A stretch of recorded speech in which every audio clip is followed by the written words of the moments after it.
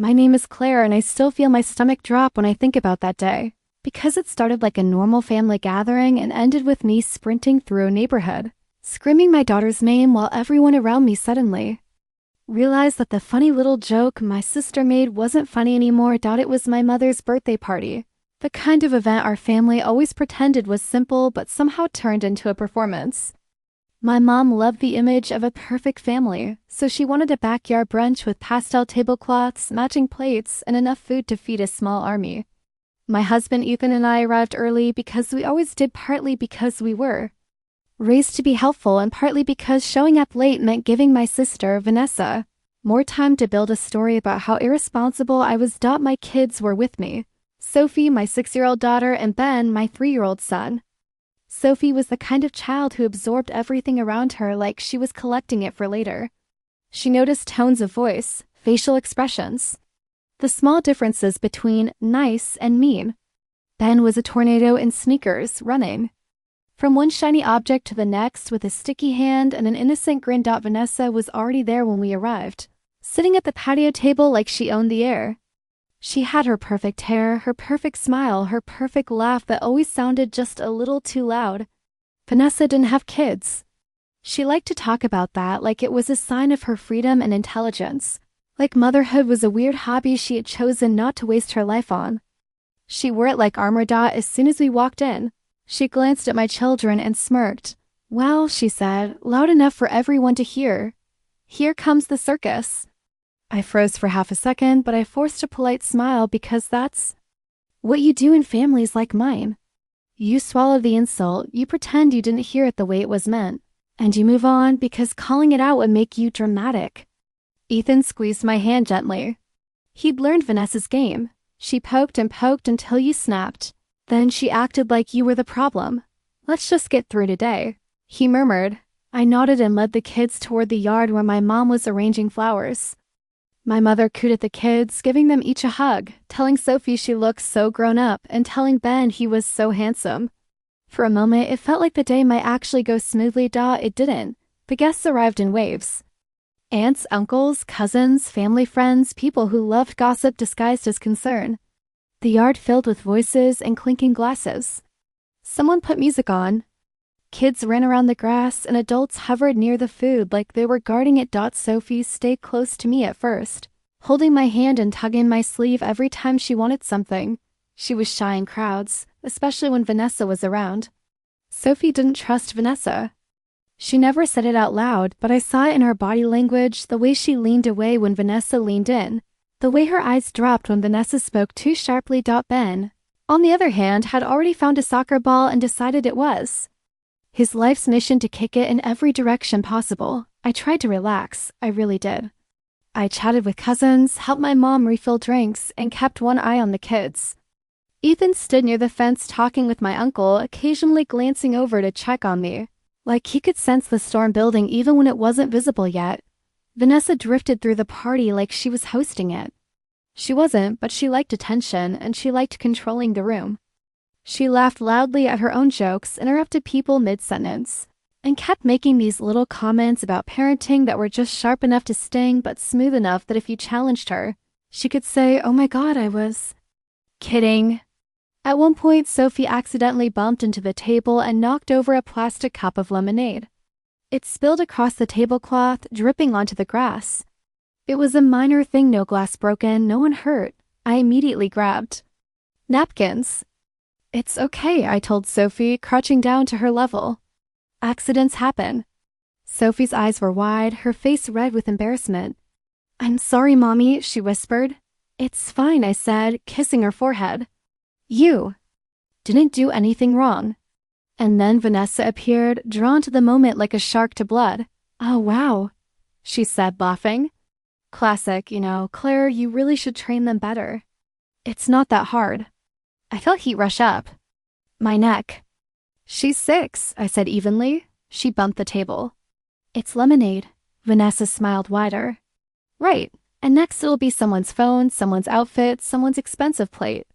Kids are cute until they're, actually in your space." She looked around at the adults nearby, inviting them to laugh with her. Some of them did. Not a lot. But enough da, and that's when Sophie's face changed da. It's hard to describe how quickly a child's expression can shift from innocence to something else.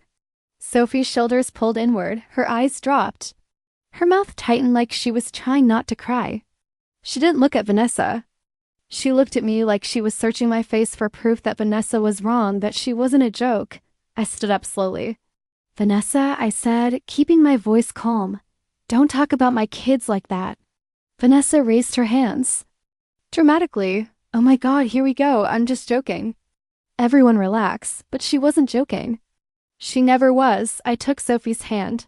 Come on, I said softly, let's go wash your hands. We walked into the house and I could feel the eyes on my back. I could hear Vanessa's laugh behind me that loud. Careless sound like she'd won some kind of point dot in the kitchen. Sophie stood on her tiptoes at the sink, scrubbing her hands with soap far longer than necessary. I watched her quietly, my chest tight. When she finally looked up at me, her eyes were glossy. Vanessa doesn't like us, she whispered. My heart cracked. That's not true. I started automatically because parents are trained to soften everything, but the words felt like a lie the moment they left my mouth. Sophie's voice got smaller. She laughed at me. Everyone laughed. I knelt in front of her. Listen to me. You are not a joke. You are kind and smart and you didn't do anything wrong. Some adults say mean things because they want attention. That's not your fault. Sophie nodded, but she didn't look convinced. When we went back outside, I kept Sophie close to me. She stayed near my leg, like she decided the party was a place where she could be hurt. Ben ran up with a cookie, chocolate smeared across his cheeks. Ethan appeared beside me and murmured, "You okay?" I nodded, but I WSN single quotes T. Vanessa kept going. It wasn't nonstop, but she had a way of dropping little comments like pebbles in your shoe small, but constant, and each one rubbed until it hurt. When Sophie asked for a second cupcake, Vanessa said loudly, "Careful, Claire. If you don't control her now, you'll be one of those moms who complains about her teenager later." When Ben ran too close to the adults, Vanessa said, "See? This is why I like my life. Quiet, clean, no chaos." And every time she said something, she smiled like she was charming. Then came the moment, the one that still makes my blood run cold. My mom called everyone to gather for cake. People moved toward the patio table, plates in hand. Kids swarmed around, drawn by sugar like magnets. I kept my eyes on Sophie and Ben, guiding them closer. Sophie stood beside me, holding my hand. Ben bounced on his toes, trying to reach the cupcakes someone had placed too early. Vanessa stepped up near the table, raising her voice like she was about to give a speech. "You know," she said with a laugh, "I've decided something today. Watching Claire try to manage two little tornadoes is the best birth control in the world." A few people laughed, not everyone, but enough. And then Vanessa looked directly at Sophie, and in this sweet fake tone she said, Sophie, don't worry. When you grow up, maybe you'll learn how to not be so messy." I felt my entire body go still. Sophie's hand slipped out of mine. At first, I thought she'd just moved. But then I looked down and she wasn't beside me anymore. For one tiny second, I told myself she had stepped around me, that she was right there, that I was overreacting. Then panic hit like a wave. "Sophie?" I said, turning quickly. No response. I scanned the crowd. Adults, plates, laughter, people talking over each other, kids moving in different directions. "Sophie," I called louder, my heart slamming. Ethan turned immediately. "What?" "I can't see Sophie," I said, my voice tightening. Ethan's face changed instantly. He stopped smiling. He started scanning too. I pushed past a couple of relatives, eyes frantic, searching for her blonde ponytail, her pink dress, anything. "Sophie," I shouted. People started looking around now, confused. My mom frowned. She was just here. I spun in a circle, scanning the yard. The gate was open. The side of the house led to the driveway. The neighborhood street was only a few steps away. My mouth went dry. Ethan grabbed Ben automatically, lifting him up so he wouldn't run. "Claire, check inside," Ethan said quickly. "I'll check the back." I didn't argue. I sprinted toward the house, my heart pounding so hard it felt like it was crushing my ribs. I ran through the kitchen, down the hallway. "Sophie," I yelled. "Sophie, sweetheart, answer me." No answer. I checked the Bathroom. Empty. Checked my old bedroom. Empty. Checked the living room. Nothing. The fear started turning into something darker now, something like terror. I ran back outside, my voice cracking. She's not inside. People were moving now. My dad was walking toward the driveway. My uncle was checking behind the shed. Someone shouted her name too. Vanessa stood near the table, her expression frozen between annoyance and confusion, like she couldn't believe the party had stopped revolving around her. I ran toward her without thinking. Did you see where she went? I demanded. Vanessa blinked. No, why would I? You were talking to her, I snapped. You were looking at her. Vanessa's face tightened. I was joking, Claire. She probably got upset and ran off like kids do. That sentence hit me like a slap. She said it so casually. Like my daughter disappearing was a small inconvenience. My throat burned. Sophie doesn't just run off, I said. She's shy. She stays near me. Ethan appeared, eyes wide. Gates open, he said urgently. She could have gone out. My blood turned ice cold.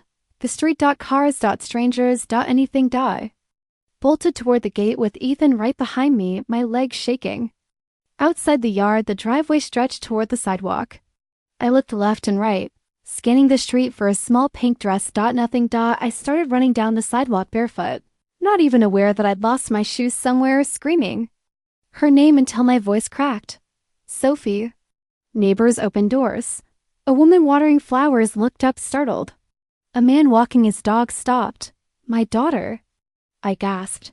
Have you seen a little girl? Blonde hair, pink dress. They shook their heads, eyes widening with concern. Ethan ran the opposite direction, calling to. My mind was spiraling through worst-case scenarios so fast it felt like I was drowning. Every true crime story I'd ever heard flashed through my head, every warning. Every nightmare. And then dash movement. Near the corner, beside a parked car. I saw something small, a pink dress. I ran toward it so fast my lungs burned. Sophie was crouched behind the car, hugging her knees, her face streaked with tears. She looked up at me like I'd been gone for hours. Mommy. She sobbed. I dropped to my knees and grabbed her, pulling her into my arms so tightly she squeaked. Oh my God, I whispered, shaking. Sophie, Sophie, baby, why did you run? Why didn't you answer me? She clung to me, sobbing. I didn't want people to laugh at me anymore, she cried. Aunt Vanessa made me feel bad. Everyone laughed. I didn't want to be there. My chest tightened so hard it hurt. Ethan arrived seconds later, breathless, eyes red with panic. He crouched beside us and held Sophie too, his hands shaking.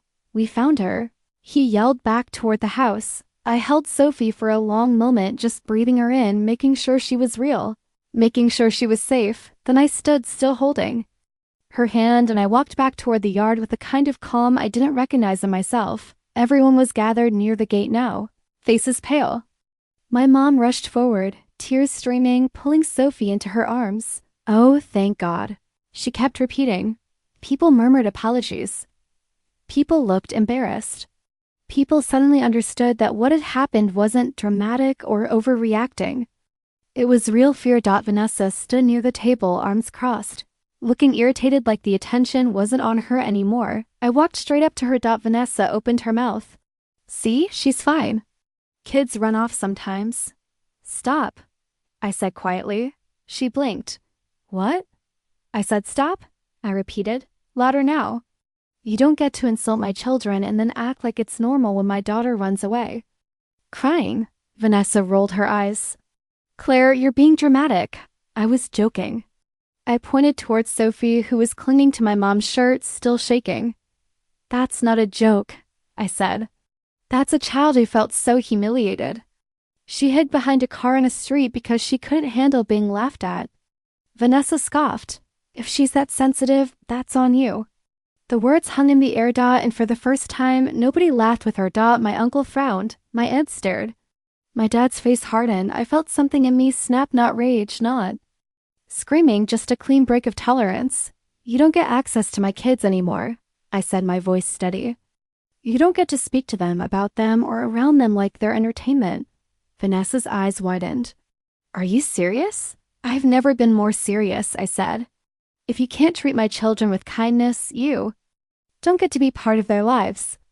And if that makes you uncomfortable at family events, that's not my problem. My mom looked at me shocked, but I could also see something else in her expression relief. Like she'd wanted to say something for years and didn't know how. Vanessa opened her mouth, searching for the room's support, searching for someone.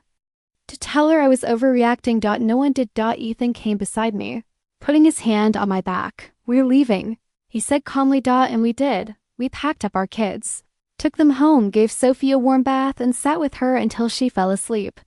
Ben curled up beside her, unaware of how close the day had come to turning into a nightmare. That night, after the house was quiet, Sophie whispered something that made my eyes burn with tears. "Mommy," she said, half asleep, "I'm not messy." "Right?" I swallowed hard. "No, baby, you're not messy. You're perfect." And in that moment, I understood something I wish I'd understood sooner. Kids don't remember the jokes adults make. They remember how those jokes made them feel. They remember the laughter that wasn't for them, but at them. They remember the moment they realized the room wasn't safe. My sister laughed about my kids in front of everyone that day. She thought it was harmless. She thought it was funny. She thought the world was her audience. Then my daughter disappeared. And suddenly everyone learned what I'd been trying to swallow for years. Words have consequences, especially when they land on a child's heart. And I promised myself something as I sat on Sophie's bed that night, watching her breathe. No matter how uncomfortable it makes family gatherings, I will never again let someone turn my children into a punchline, because the last time I stayed quiet, my daughter ran away to escape the sound of laughter, and I will never forget that.